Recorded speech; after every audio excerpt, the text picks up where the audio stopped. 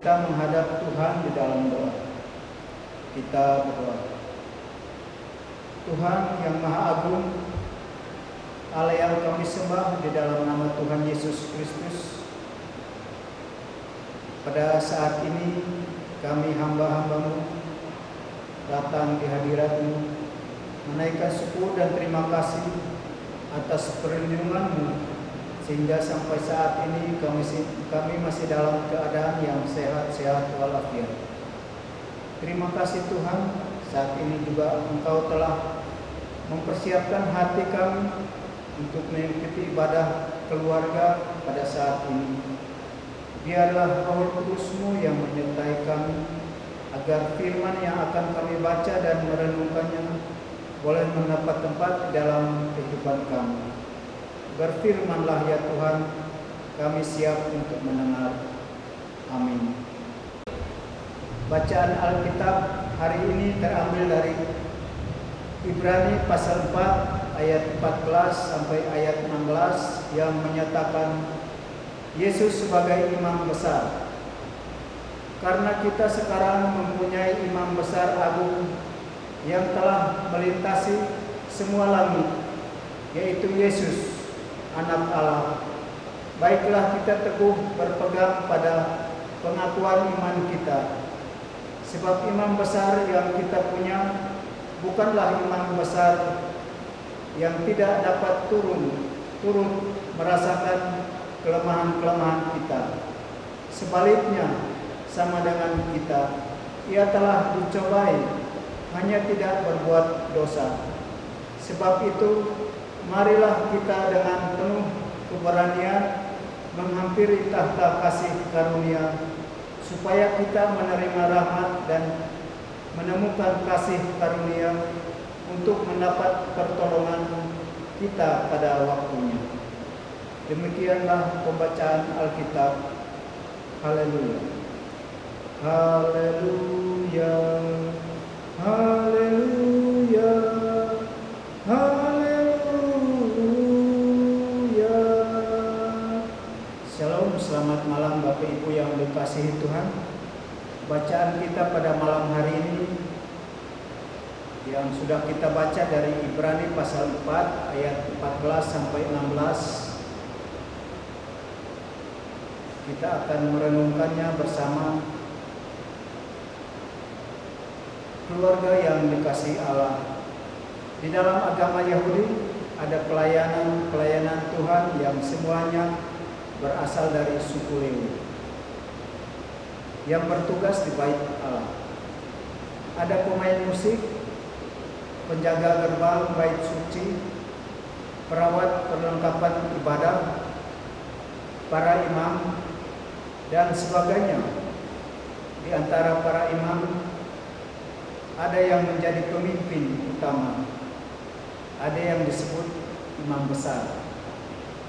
Imam besar bertugas untuk masuk ke ruang Maha Kudus untuk mempersembahkan korban dari umat untuk Allah. Jadi imam besar menjadi perantara antara Allah dan umatnya. Dalam Ibrani pasal 5 ayat 1 menyatakan, sebab setiap imam besar yang dipilih dari antara manusia ditetapkan bagi manusia dalam hubungan mereka dengan Allah, supaya ia mempersembahkan persembahan dan korban karena dosa.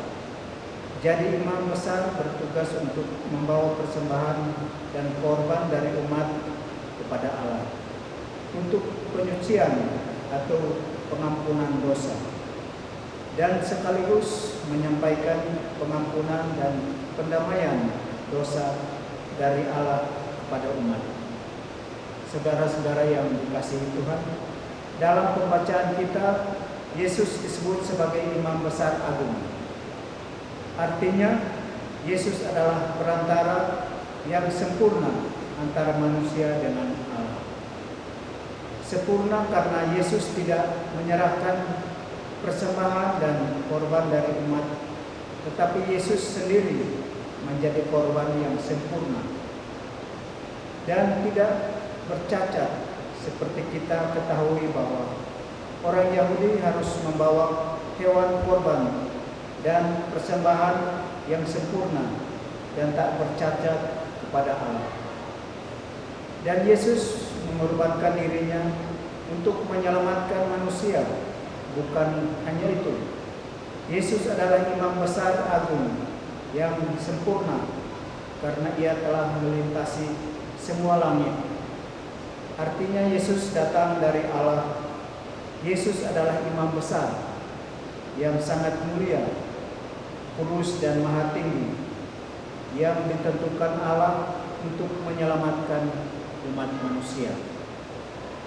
Saudara-saudara yang dikasihi Tuhan, inilah pengajaran yang diberikan kepada jemaat Kristen Yahudi saat itu, yang sedang mengalami kemunduran iman, supaya mereka tetap berpegang teguh di dalam pengakuan iman mereka kepada Yesus Kristus, atau tidak mundur dari iman kepada Yesus Kristus.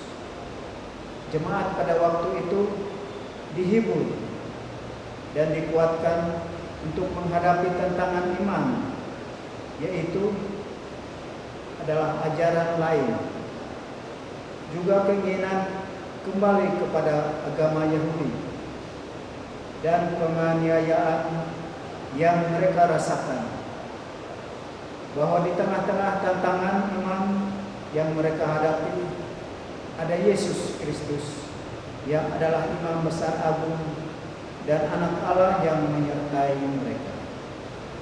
Saudara-saudara, gelar anak Allah diberikan kepada Yesus bukan dalam arti biologis, bukan berarti Allah memiliki anak atau beranak. Gelar anak Allah menunjukkan pada keberadaan Allah yang tidak hanya berada di atas, jauh, tak tersentuh, maha tinggi, maha kudus, tetapi menunjuk pada Allah yang ada di dekat manusia, bersama manusia atau Immanuel. Bisa dibaca di dalam Matius pasal 1 ayat 23 dan Yohanes pasal 1 ayat 14 sampai 16. Yesus adalah imam besar agung dan anak Allah, turut merasakan kelemahan-kelemahan manusia. Artinya, ia turut merasakan berbagai kesulitan yang manusia rasakan. Ia telah dicobai, artinya sebagai manusia, Yesus juga telah dicobai oleh iblis. Ia telah menderita, disiksa, disalib, dan mati. Ia telah merasakan semuanya. Inilah yang menjadi kekuatan dan penghiburan bagi jemaat pada waktu itu, bahwa jika Yesus sudah mengalami semuanya, maka ia pasti tahu bahwa jika Yesus ada di antara kita, maka semua yang kita alami akan tuntas, akan diampuni, akan beres, akan selesai masalah-masalah kita. Itu artinya bahwa Yesus berkuasa menolong dan menyertai jemaatnya untuk melewati berbagai tantangan iman. Yesus bukan hanya berkuasa menolong dan menyertai jemaatnya, Yesus juga telah datang untuk membawa kasih karunia, anugerah keselamatan dari Allah sendiri. Jemaat yang dikasihi Tuhan, karena itu jemaat dinasihati atau dinasihatkan agar tetap memiliki keberanian untuk beriman kepada Yesus, yaitu tetap berpegang pada keselamatan yang berasal dari Allah dalam Yesus Kristus. Keluarga yang dikasihi Tuhan Yesus, saat ini melihat orang yang berada dalam kesusahan, biasanya kita akan muncul rasa kasihan dari hati, namun biasanya juga hanya sebatas kasihan saja. Lalu kita berkata, aduh kasihannya. Atau jika ada yang berduka cita, kita mengucapkan turut berduka cita. Semoga Tuhan memberkati atau memberi penghiburan. Namun kita tidak sungguh-sungguh berduka cita seperti yang dirasakan oleh mereka yang berduka cita.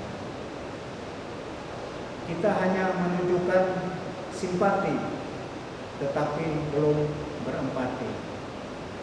Kita hanya merasa kasihan, tetapi belum menunjukkan belas kasihan yang nyata. Saudara-saudara yang dikasihi Tuhan, dalam berbagai kesulitan dan pergumulan hidup yang kita rasakan saat ini, kita dikuatkan dan dihiburkan oleh pembacaan Alkitab hari ini, bahwa Yesus bukanlah penonton yang hanya melihat atau mengomentari, yang hanya memberi komentar, tetapi Yesus adalah Tuhan yang ikut merasakan segala kesulitan dan pergumulan kita. Yesus sudah merasakan dan melewati kesulitan dan pergumulan yang paling menyakitkan, yaitu salib dan mati. Karena itu Dia berkuasa atau sanggup menolong kita untuk melewati semua kesulitan dan pergumulan kita. Yesus bukan Tuhan yang jauh, Dia Tuhan yang dekat dengan kita. Dia Immanuel, bersama-sama dengan kita untuk memberi kekuatan dan pertolongan agar kita dapat melewati berbagai kesulitan dan pergumulan. Dan bukan hanya itu, Yesus telah mengorbankan dirinya untuk disalib dan mati, untuk mengampuni dan menebus kita. Inilah kekuatan dan penghiburan yang sangat besar dan yang sejati bagi orang-orang yang beriman.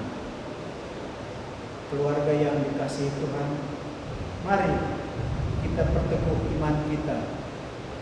Percayalah, kita tidak sendirian menghadapi berbagai kesulitan dan pergumulan hidup.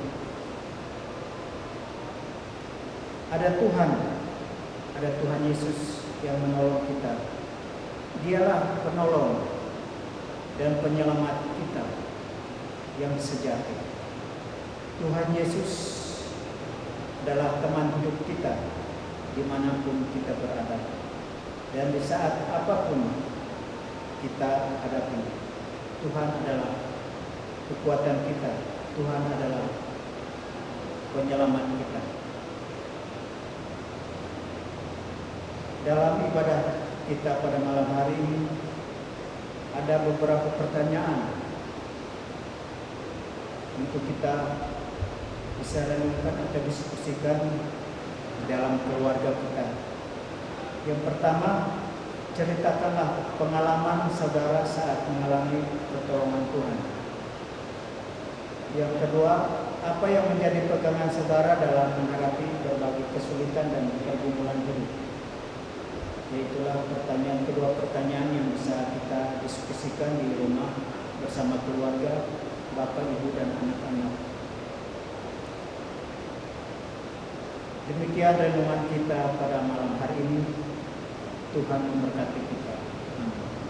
Kita menghadap Tuhan di dalam doa.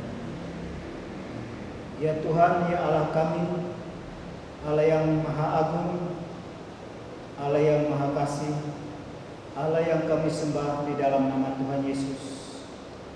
Engkaulah anak Allah yang tertinggi di atas malaikat dan manusia. Kami mohon teguhkanlah iman kami pada karya keselamatan-Mu lewat firman-Mu pada saat ini yang telah kami baca dan merenungkan. Ya Tuhan Yesus, pada saat ini kami berdoa bagi jemaat-Mu yang mengikuti ibadah pada saat ini.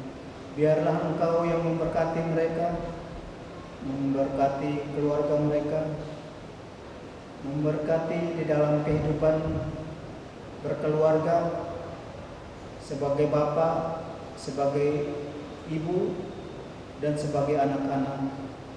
Biarlah mereka boleh mendapat kekuatan hanya lewat kuasa Roh Kudus-Mu, ya Tuhan.